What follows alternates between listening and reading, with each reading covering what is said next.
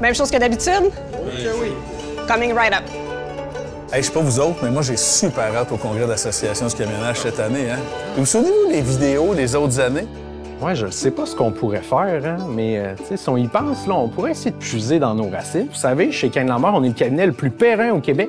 Nos racines remontent jusqu'à 1877 dans le bas du fleuve. Semaine, gang. Vraiment fun.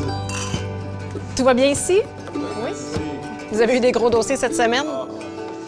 Effectivement, ça a vraiment été une grosse semaine. Je travaille sur une affaire là, de drogue légale qui a été saisie dans un autre pays. Là. Ah ben moi, c'est pas une semaine de fou, c'est une année de fou qu'on a vécu en 2023. T'sais, vous le savez, avec la SAC, le SAC clic, la transition vers le numérique. On peut pas dire que c'est un grand succès. On était supposé centraliser les dossiers, finalement, on en échappe. Le plus drôle dans tout ça, c'est qu'on est passé d'envoi qui était par courriel, puis on est revenu au télécopieur et à l'envoi à la poste.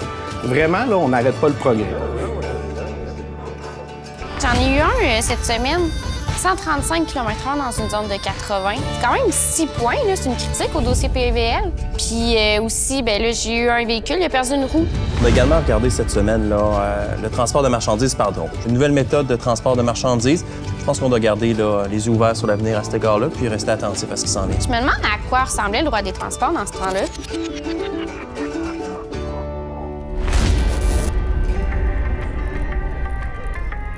Je travaille sur une cargaison de thé qui a été saisie en France. C'est n'importe quoi. Ils boivent juste du vin, là.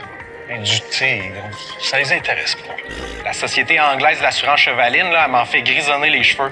Dieu sait que j'ai hâte qu'on ait un système centralisé pour être capable de tout réunir ces informations-là puis qu'on soit enfin efficace. J'en ai eu un tantôt, 15 km/h dans une zone de 10, 2 $ d'amende. Je trouve tellement qu'il roule vite ce temps-ci, les cochers, là. Il a perdu un fer.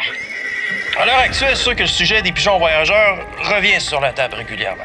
Non seulement pour la transmission de correspondance, qui peut potentiellement faire du transport de marchandises. La marchandise va peut-être se transporter non seulement sur les routes, mais par le ciel. Parce que c'est le cas de le dire. Plus ça change, plus c'est pareil.